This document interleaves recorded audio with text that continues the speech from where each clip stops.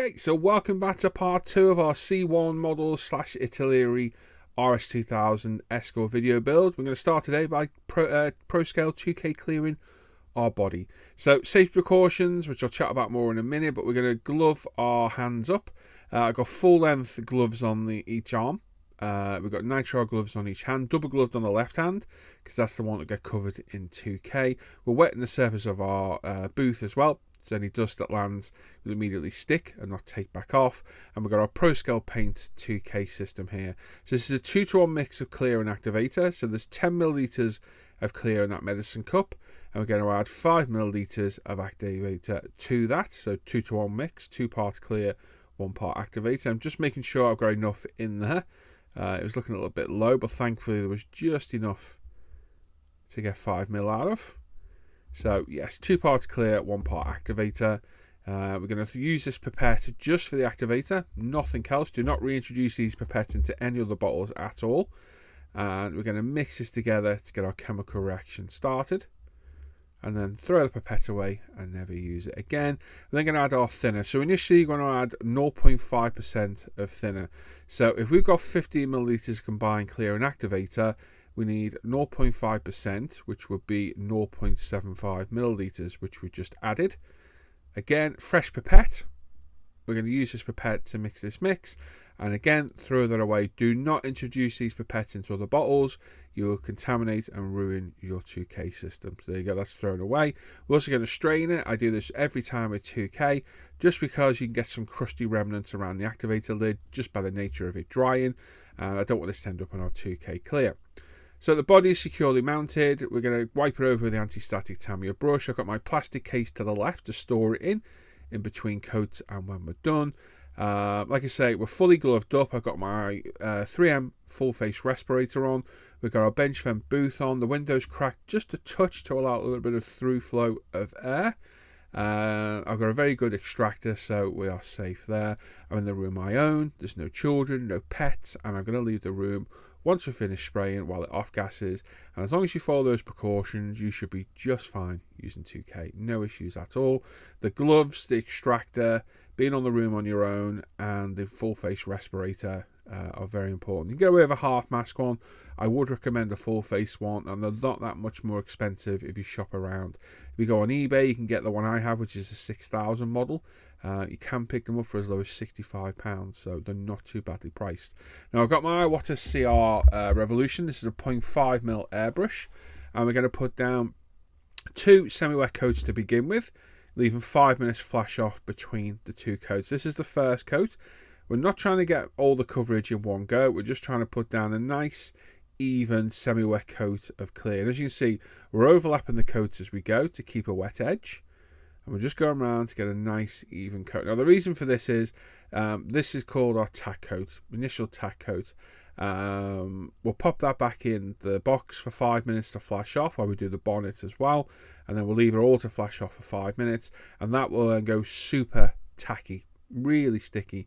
So when we come back for our second coat, this will help this stick and then eliminate or reduce massively the risk of any runs, and allow us to put a lot more clear medium down than we would if it was a standard kind of clear coat. So this does get especially sticky, especially on that left hand, when there's a reason why I'm double gloved, which I'll talk about later on. So just be aware that it doesn't stick to any stands and pull parts around, but focus here on getting everywhere evenly covered. So this is just another semi-wet coat, just like the first one. So again, we're not trying to get the full clear coat effect. We're just laying down a nice semi-wet coat. We will get our full clear coat off our third and maybe fourth coat if needed later on. So just going all around, being nice and thorough all around the wheel arches, the sills, the front and back of the rear of the roof. Front and rear of the roof is an area I always put a little bit too less 2K down. So just be aware you're getting the coverage, and on the bonnet as well, make sure you get an even coverage. And that's it. That's the only parts 2K'd on this car. So that'll be allowed to flash off in there for 5 minutes. We'll get the bonnet painted as well. You see the colour really starting to brighten up now as well. And what we're going to do is going to mix what's left of our mix, another 10%. So I'm going to pour it into a fresh medicine cup so I can see the measurement accurately. And if we've got, say, 10 milliliters of combined clear and activator, we're going to add 10% thinner, so that would be 1 mil of thinner, 1 milliliter of thinner, and this will drastically thin the 2K. It doesn't take a lot of thinner to thin 2K. Even just that small amount will drastically affect how it sprays, and because it's thinner, it's going to spray a lot easier, cover easier, and self-level a lot faster. So because we've already done the initial work of the 2 wet coats, this will help those self-level more and give us a much better finish. I've tried all different ways of using our 2K. This is by far the best and most efficient. Obviously other people have their own ways. I would stick with my way personally. For me, it works the best. I get the most reliable and consistent clear coat. And as you can see, we're just getting a real nice wet coat going down now as well. We're at about 18 psi. Like I said, it's a 0.5 mil airbrush. It's got a real nice wide pattern on it as well. We're just going to go around and put a nice even coat down. Then we'll pop it back in the box for another 90 seconds, let it self-level a bit, and pull it out and have a look and see if it needs any more. So as I always stress on this needs to look like glass when it's done. How it looks when you're done is how it's going to dry. So the better your job do now, the less polishing and sanding you've got later on. You're going to get specks of dust land in it. It's almost inevitable with 2K. It's a pain. It's so sticky. The dust will land in it. Thankfully, because it's quite a thick medium, you can polish and sand them out later on. But like I say, all I'm aiming for here now is a nice, smooth, even, glass-like clear coat finish. So if you can see any orange peel or any ripples or anything that doesn't look quite perfect, it generally means it needs a bit more 2K. So don't be afraid to push it that little bit further. So I popped it in the box for another couple of minutes, let it self-level. We are looking pretty good all round. If I spot anywhere, I'll just go over a little bit more 2K. Now be especially careful of that glove now, because it is covered in really sticky 2K and it will stick to parts. So it's easy to put a part down, let go, and still bring the part with you. So I would be very careful. So I've just thought on this side just needs a touch more. So very light mist over. It looks like there's a lot of clear going down. There's really not at all. I'm just trying to make sure it's a nice even finish all over. And we've got no orange peel because I want this to be the best it possibly can just out the airbrush, and that way it'll save us so much time later on in polishing and sanding. So don't be afraid to push it that little bit more. It's very, very forgiving, our clear coat. And when you sprayed it, just let it self-level for a minute and you'll see it magically go super smooth right before your eyes. And this is where thinning it is important. That little bit extra at the end just helps it self-level a little bit more. As you can see, we've got a beautiful clear coat there now. So pretty happy with that. Not a problem at all. So what I tend to do now is pop this back in the box for another few minutes while I just tidy up a little bit, get rid of all the 2K out the airbrush, blow it through quickly, and then I'll take it back out and just have a quick look before I completely clean the airbrush. I've still got my 2K mix to the right as well, just to make sure everything's leveled well, there's no issues, and just spin it around and have a look. And once I'm happy, that'll go back in the case and we'll clean up all the airbrush and leave that for at least 5 days to fully cure. Now the reason I double glove that left hand is I can take that off now and clean my airbrush without putting 2K all over the airbrush. Ah yes, because it's easier to take a glove off than to put one on over the sticky 2K. So I always double glove that left hand, so when I clean the airbrush I have a nice clean glove and I'm not leaving residue everywhere. So yes, the more you know. So the rear transmission, the differential and leaf springs. So those delicate U-hooks we talked about in part 1, they literally slide over the axle. And then there's these little locating, what we call these, U-pieces, like lugs that slot in a little marker that's built into the axle itself. So a little bit of CA glue. We can get that in, and just a quick test fit of the disc and wheel as well, and I found that the disc just needed widening a touch. It did fit over, it was quite tight, so yeah, I was just like yeah, but be careful putting that leaf spring suspension over that axle, because it is very tight. And there you go, with widening a touch it fits on a little bit easier, so that makes life a lot better. Now we've got a fuel tank to glue in as well. Chris has really thought of everything here, so that's glued in place with some CA glue, and then we're going to glue the main points of the axle in, so the differential in place first, making sure they're all fully pushed home. And then we'll deal with the leaf springs separately. So we'll get that glued in, and then we'll just lift these out and pop it in. Now I did need to found I needed to trim one of the leaf spring ends off on one side because there was a piece of plastic blocking it. I think I did the right thing there. I hope I did. But we're just going to go around and glue all these sections in. So just remember, resin, it's very pliable, but it is also delicate. It will literally snap. It'll get to a point and just snap. So just be very careful when you're manipulating it around. But once this is all in, it's a much better configuration than the kit. The kit is terrible. And I know there are fit issues with the axles using the kit part. So thankfully Chris has solved that problem. And I can tell you, everything fits perfect. Absolutely perfect. We've got the turrets. I think they're called suspension turrets, aren't they, these? For our shock absorber towers and spring assembly. So they've just been glued in place with some Bob Smith's glue. They do sit in an angle, so look at the reference pictures on C1 models. So I glued the top in, and I'm just going to ease it apart ever so gently and just pop a tiny little bit of glue in there. These precision tips, we sell these over on ProScale. These things are absolutely fantastic for this. With the Bob Smith's glue, which we also sell, they work great. Now we've got the front radiator mount here to fit in, so we do need to remove a little bit of kit plastic. So with a razor saw, I'm just going to cut through each side nice and gentle. Not a lot of room here at all to cut this off on the artillery plastic, so just really take your time. And once we're cut through, we'll then get our sprue cutters and just cut diagonal teeth out until we work our way around. It's probably the easiest way of doing it. You could get a Dremel on there if you wanted and sand it away, but it's so messy. For me, this is just the easiest way of doing it. And then we can sand this smooth at the end. But this part fits in pretty well. Again, Chris has done a phenomenal job on this. You can tell he's test fitted and checked everything a lot, because just everything fits in place almost perfectly. Like I say, we'll clean this up with a sander, UMP thinny stick. Just clean it up roughly for now to test fit everything. And that then fits in there perfect. Beautiful. So really happy with that. We'll clean up the rest of that off camera. And then we're in the spray booth. So everything's ready for primer. Mr. Surface of 1500 black. A couple of coats of this all over.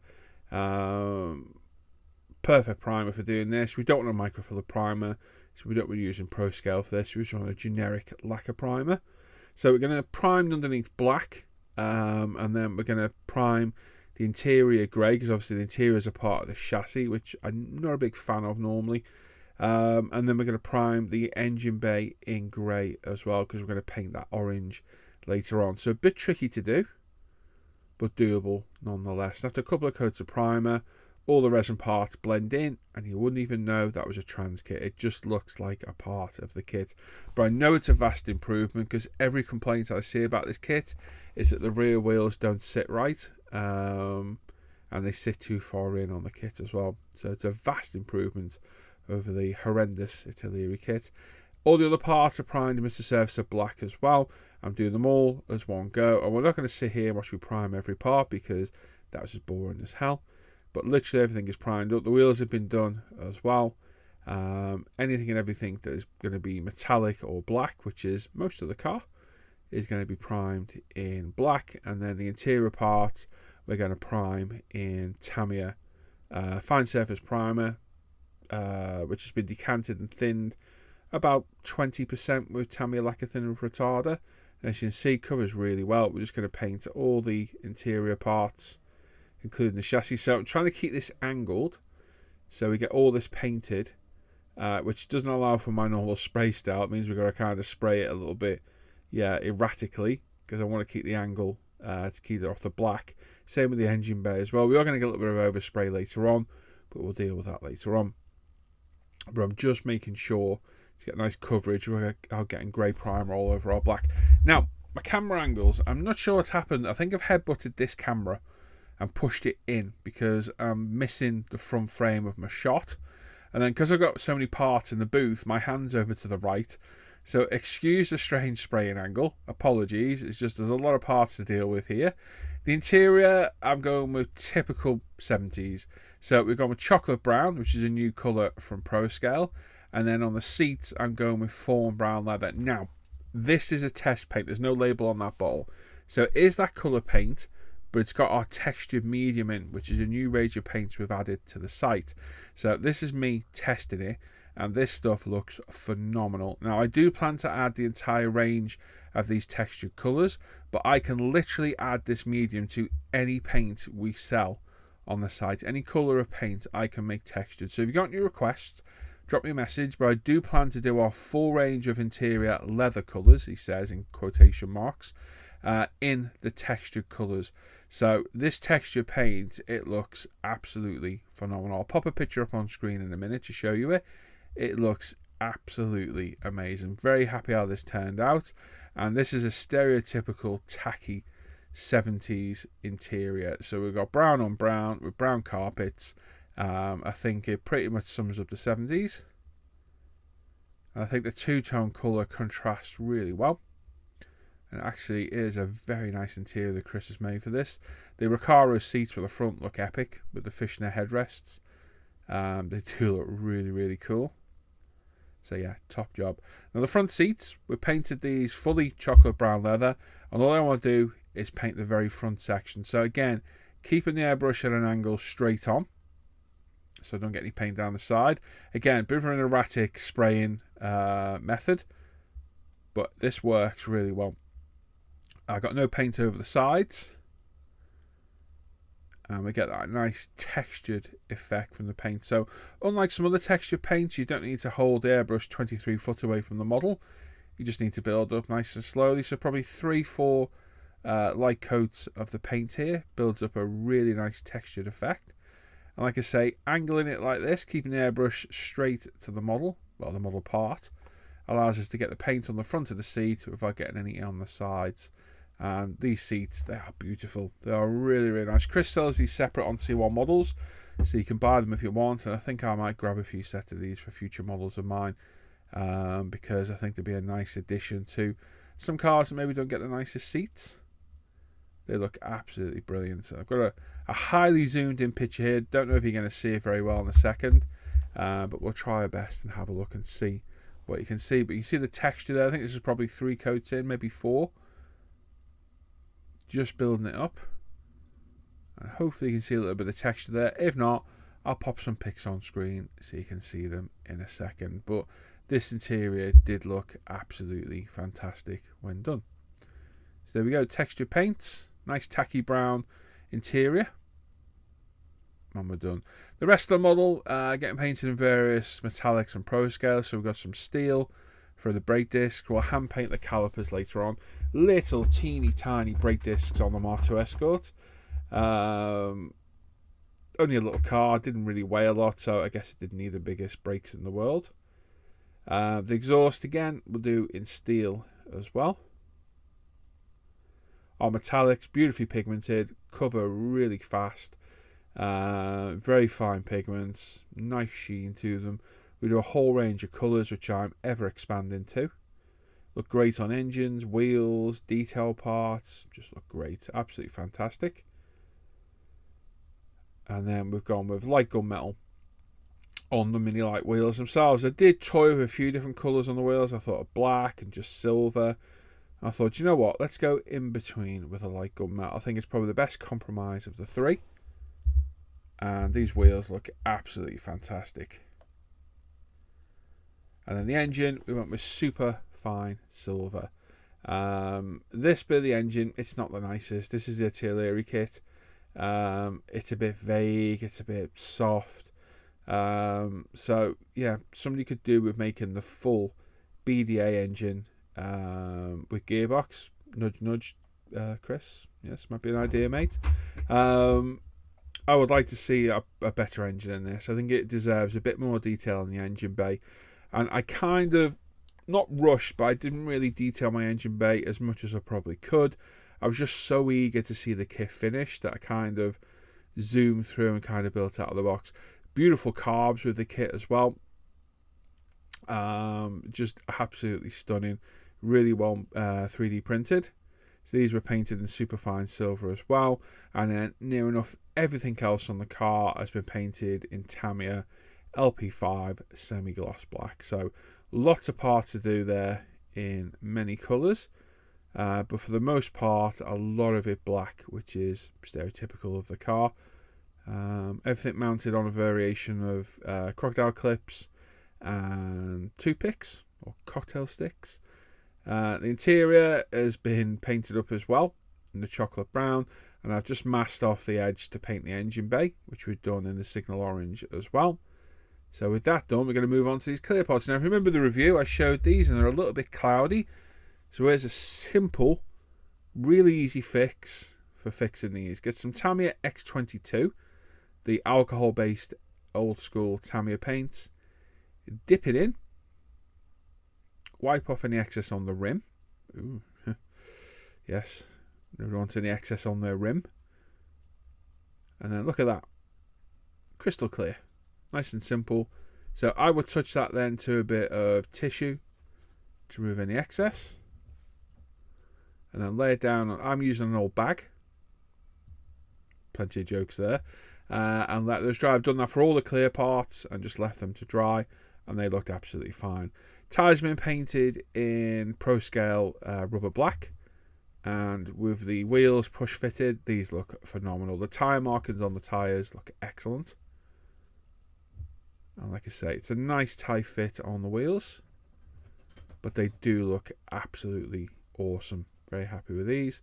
And then we're going to drill out the spark plug holes on the BDA engine cover. That's one thing I forgot to do on this. I painted this black and I meant to infill the Ford logo in gold, and I totally forgot. I'd put all the pictures up all online and I thought I didn't do that. I absolutely forgot. So something maybe add at a later date, but for now we're going to glue this on the artillery engine. Perfect fit. Fits in absolutely spot on. No problem at all. Like I say, I think this kit deserves a better engine. Chris has added some great detail parts, but I think the block and the gearbox could do with a bit of better fit. One thing I will say is though, Chris's differential and drive shaft, prop shaft all lined up perfectly with the kit part. Absolutely beautiful. The exhausts again super glued in place. Just get it in position, hold it for a few seconds and let the Bob Smith's glue grab it. We will give this a wash later on to take away some of the starkness.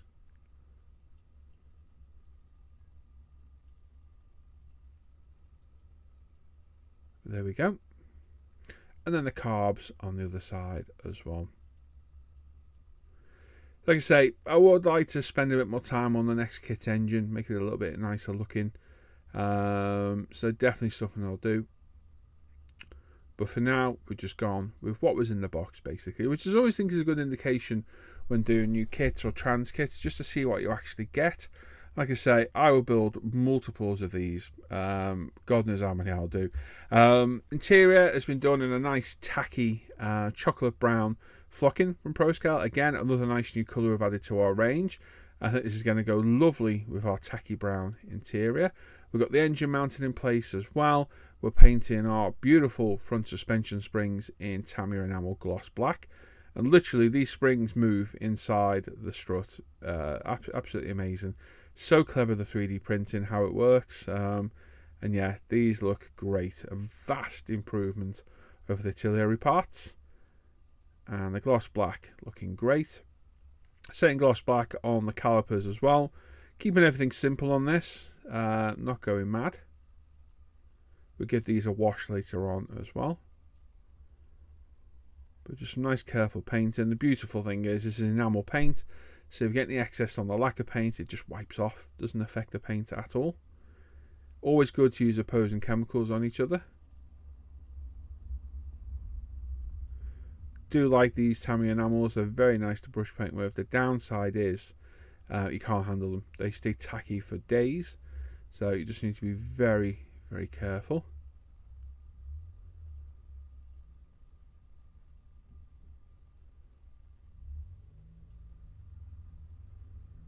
But there we go. Some nice careful brush painting. Get some detail work done. Now we do have 4 discs and calipers on this car. The standard car would have got drum brakes on the back. But obviously the current owner has upgraded the brakes. With detail painting the controls, well, if you can call them controls on the seats, the reclining function and the brackets in some, I think it's Vallejo model colour black. The seats look absolutely fantastic. I'll pop another picture on screen. These look great. Absolutely phenomenal. And again, if you want to keep up to date with my builds, if you follow my social media, if you're a patron, you'll be pretty much up to date with my builds. If you're not, and you're watching this in the past, because you're probably 2 months behind, although you won't be on this video, because I'm going to release this almost instantly, you'll get almost day-to-day notifications of where I'm at with builds. So we're going to wire up our engine. So I have some wire here. Now this is a little bit too thick, I will admit, but it'll do for this build, no problem. I'm cutting up some heat shrink to make our spark plug boots as well. Just trimming them to roughly the right length.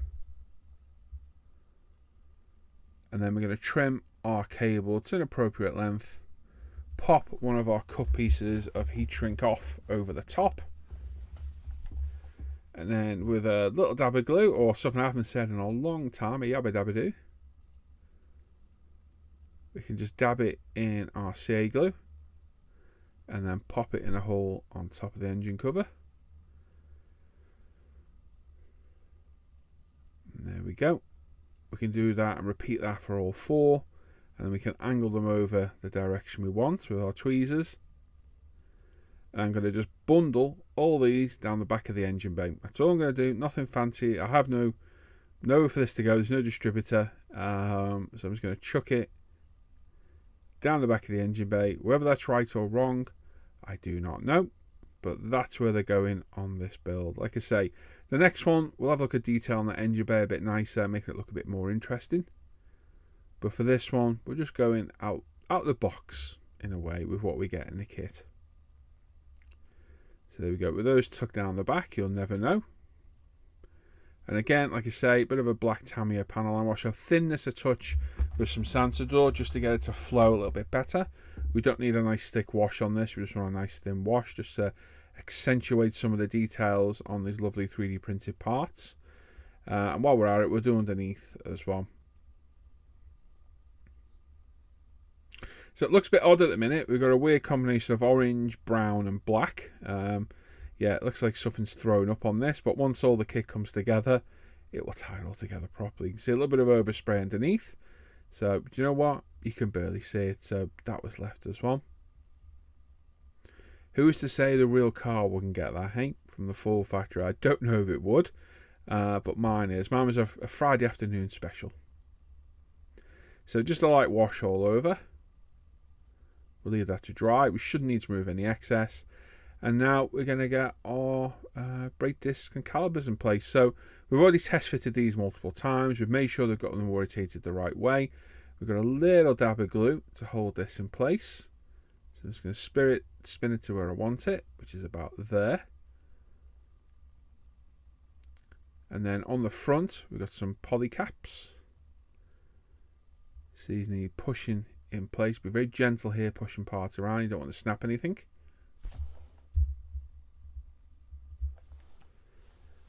Just push them home, and then a quick test fit on the discs showed that I just needed to widen the center a touch. The studs off the wheels just were a little bit too tight going through for my liking. So I'll widen them a bit, and then I'm going to pop the disc over the wheel stud. And then I just found the poly caps a little bit too tight as well.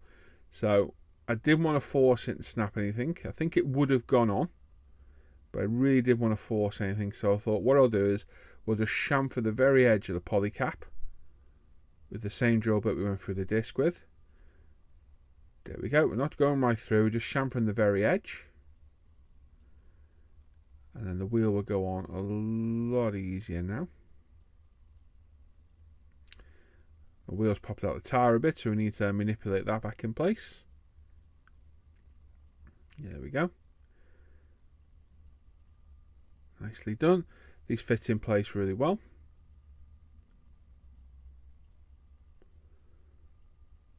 we go. And they can repeat that for the other side as well. The rear ones, they just friction fit on. You may find need a little bit of glue, but overall fit and finish absolutely great on the wheels.